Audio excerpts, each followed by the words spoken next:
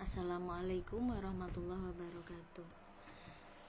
Halo, jumpa lagi dengan saya Maniha Ulia dengan pembahasan yang baru, yaitu Sistem Manajemen Kesehatan dan Keselamatan Kerja atau K3.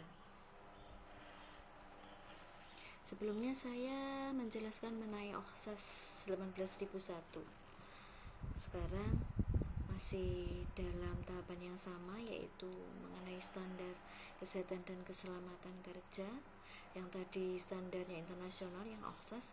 Sekarang kita menuju ke standar sistem manajemen K3 standar nasional, ya.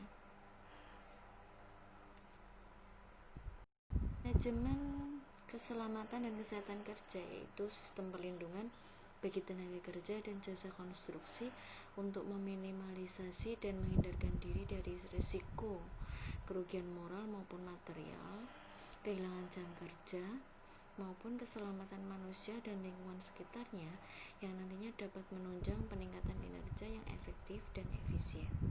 Ini adalah definisi dari sistem manajemen kesehatan dan keselamatan kerja. Sistem manajemen K3 di Indonesia itu berpedoman pada Peraturan Menteri Tenaga Kerja nomor PER 05/MEN/1996 dan juga berpedoman pada Peraturan Pemerintah nomor 50 tahun 2012. Mengenai masing-masing pedomannya kita bahas selanjutnya, ya.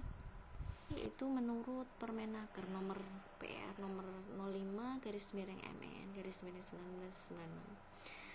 Definisi dari sistem manajemen K3 yaitu merupakan bagian dari sistem manajemen secara keseluruhan yang meliputi struktur organisasi perencanaan, tanggung jawab, pelaksanaan, prosedur, proses, dan sumber daya yang dibutuhkan bagi pengembangan pencapaian, pengkajian dan pemeliharaan kebijakan keselamatan dan kesehatan kerja dalam rangka pengendalian risiko yang berkaitan dengan kegiatan kerja guna terciptanya tempat kerja yang aman, efisien, dan produktif.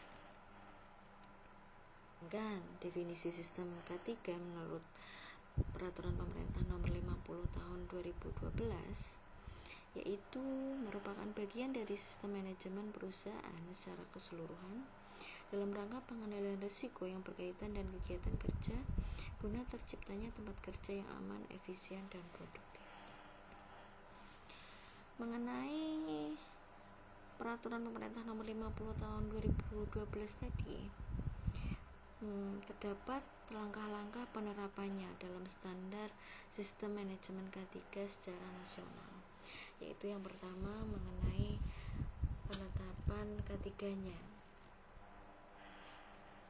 Penetapan K3-nya yaitu penetapan kebijakan K3 yang paling sedikit memuat visi, tujuan perusahaan, komitmen dan tekad melaksanakan kebijakan serta program kerja yang mencakup kegiatan perusahaan secara menyeluruh.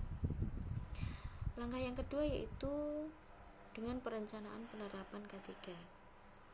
Rencana K3 disusun dan ditetapkan oleh pengusaha. Rencana K3 mengacu pada kebijakan K3 yang dirancang. Selanjutnya yaitu penerapan K3. Pada langkah yang ketiga ini, penerapan K3 atau pelaksanaan rencana K3, ya. Penerapan K3 ini harus sesuai dengan rencana yang telah dirancang.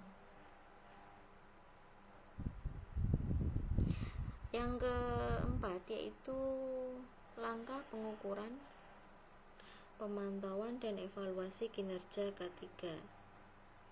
Pada langkah keempat ini dilakukan penilaian, pengukuran, dan pemantauan serta evaluasi melalui pemeriksaan bisa jadi atau pengujian dan audit internal sistem manajemen K3.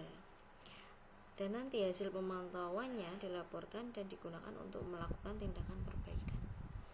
Langkah yang kelima yaitu peninjauan secara teratur untuk meningkatkan kinerja K3 secara berkesinambungan. Peninjauan ini dilakukan untuk menjamin kesesuaian dan efektivitas penerapan sistem manajemen kesehatan dan keselamatan kerja, yang nantinya hasil peninjauan ini digunakan untuk melakukan perbaikan dan peningkatan kinerja. Gitu ya rekan-rekan pembelajar mengenai sistem manajemen K3. Pembahasan selanjutnya semoga bermanfaat. Assalamualaikum warahmatullahi wabarakatuh.